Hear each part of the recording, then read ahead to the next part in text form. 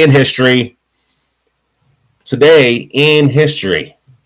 we have a pretty cool day as far as a big day, especially if you're one of this band's fans, and that is Metallica makes their live debut back in 1982 at Radio City down there in Anaheim, right? Which unfortunately closed back in 1985. But today, this starts Metallica being this amazing band that has been around for it's mind blowing to think that's over 40 years ago now that they did their first live show at Radio City down there in Anaheim. And what's even crazier is if you've seen Metallica, all right, or if you've seen them lately, like I have, they're still amazing. They're still putting on an awesome show. So it's even crazier if you go see a show for them.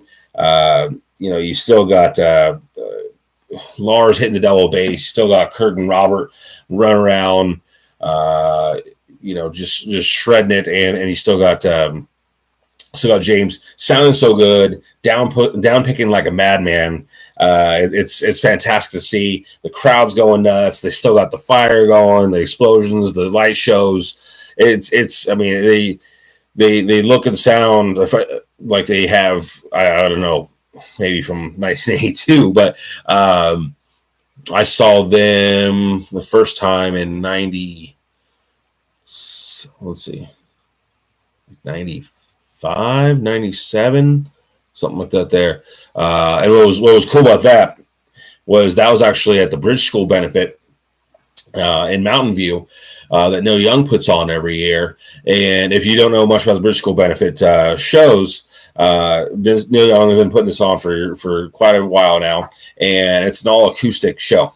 But the lineups that happen for the show are phenomenal, right? And I think it was I've been to a number of those shows, and I believe it was that year had Foo Fighters, Smashing Pumpkins, Dave Matthews Band, Tom Petty and the Heartbreakers. Neil Young plays every year. Some years it'd be like Neil Young, Crazy Horse. Some years it'd be Crosby, Stills, Nash and Young, or Crosby, Stills, Nash, Young Nash, and different combinations of those. And Metallica on I think it was my first time going to those shows was the final act. And so just kind of hearing the whispers going on throughout the whole place there, the whole venue there, is Metallica going to do it? Are they going to play acoustic like you're supposed to play acoustic at the show? And at that time, let's say, I guess I'd have to go back and look exactly on that. But Reload had not even come out yet. And so this is before they did any of their symphony work or anything else they've done since, which is, they've done a lot of really cool stuff there. But yeah, they came out and they rocked it with the acoustic stuff. But they, some of the other bands will sit down, they'll be sitting on chairs and stools and things like that there. Dave Matthews Band, Tom Petty and the Heartbreakers are like basically in their element where they sound just like they do off one of their records.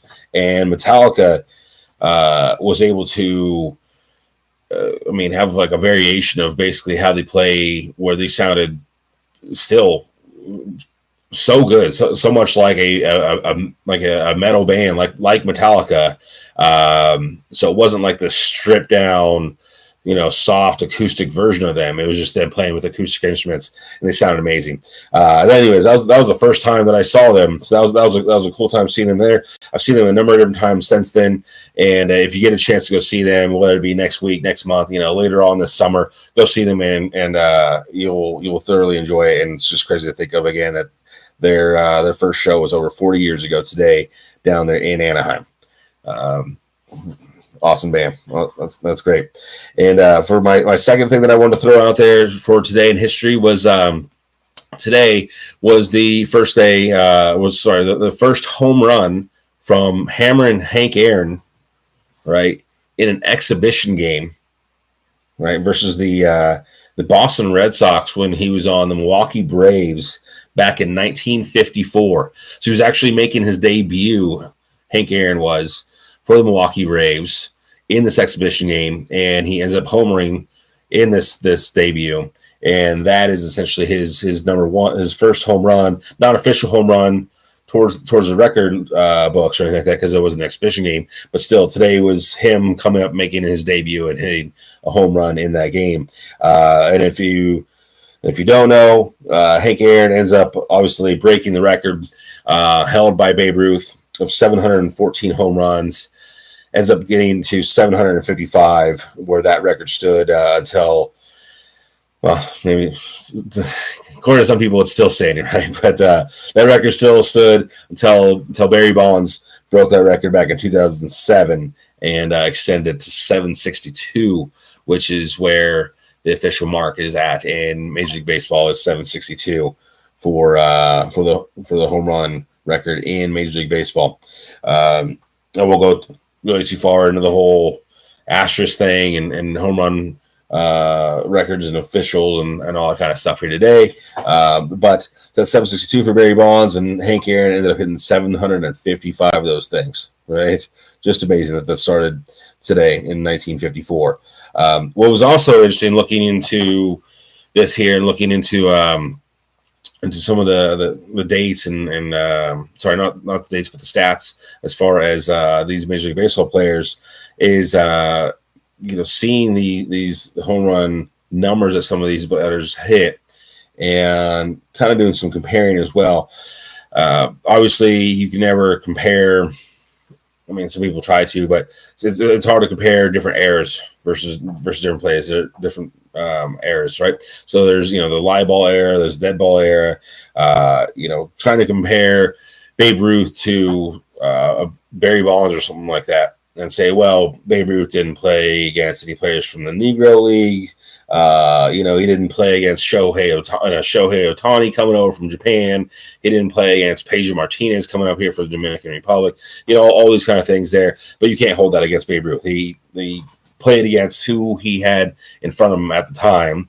And, if Babe Ruth had to, train harder and not smoke cigars and eat hot dogs all day long and to get up to face a Shohei Ohtani or Pedro Martinez and these different guys out there today, and maybe actually had to get in the gym, then maybe Babe Ruth would as well and still just kill it with these numbers, right?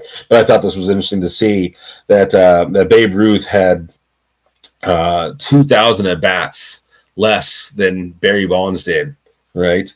So Babe Ruth that left that record at 714 home runs. And Barry Bonds ends up hitting, not even 50 home runs more, 40-something home runs more, had over 2,000 more bats than Babe Ruth did. And for Hank Aaron, he had 3,300 more bats than Babe Ruth did. So a significant amount. I mean, that's seasons upon seasons more at bats that those guys had than Babe Ruth did. So the clip that Babe Ruth was hitting home runs at during his time of playing was outstanding. I should take that back. It wasn't really so much at bats, because we all know Barry Bonds was a maniac with the walks, right? But it'd be plate appearances. What was the differences? And Babe Ruth also had a great number of walks as well during his time. So did Hank Aaron. Pretty much any of those big home run hitters do. But plate appearances, over 2,000 more for Barry Bonds and 3,300 more for Hank Aaron than Babe Ruth did during his time. So again, the clip that Babe Ruth was hitting his home runs at during his time was just absolutely crazy. Right?